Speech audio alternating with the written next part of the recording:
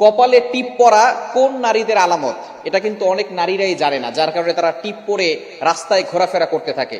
হযরত ইব্রাহিম আলাইহিস সালামকে যখন নমরুদ আগুনে নিক্ষেপ করতে চেয়েছিল, প্রথমে পারছিল না, তখন ফেরেশতারা নমরুদকে ইব্রাহিম আলাইহিস সালামের পক্ষে থেকে ইব্রাহিম আলাইহিস সালামকে সাহায্য করছিলেন। তখন শয়তান নমরুদকে বলেছে যে তুমি যদি এখানে অপকর্মে লিপ্ত করাতে পারো নারীদেরকে, তাহলে ফেরেশতারা থাকবে না। তখন কিছু নারীদেরকে অপকর্মে লিপ্ত করালো, নারী পুরুষদেরকে, তখন ফেরেশতারা চলে গেল। তখন ইব্রাহিম আলাইহিস সালামকে নমরুদ আগুনে নিক্ষেপ করলো এবং আল্লাহ পাক রব্বুল আলামিন আগুনকে অর্ডার করলো, কুলনা ইয়া নারু কুনি বারদাও ওয়া সালামান আলা ইব্রাহিম, হে আগুন তুমি আমার ইব্রাহিমের জন্য শীতলময় ঠান্ডা হয়ে যাও। আগুন ইব্রাহিম আলাইহিস সালামকে পোলাতে পারে নাই।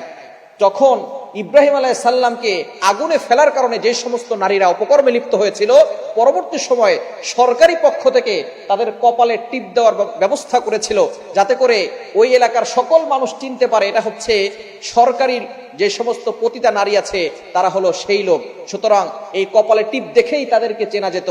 এখন যে সমস্ত নারীরা টিপ দেয় তারা বুঝেই না এই কপালে টিপ দেওয়া কোন নারীদের চিহ্ন, কোন নারীদের আলামত। এজন্য অবশ্যই মুসলিম নারী যারা আছে তারা কখনোই কপালে টিপ ব্যবহার করে না, এবং কপালে টিপ পরা কোনো মুসলমানের জন্য উচিত নয়।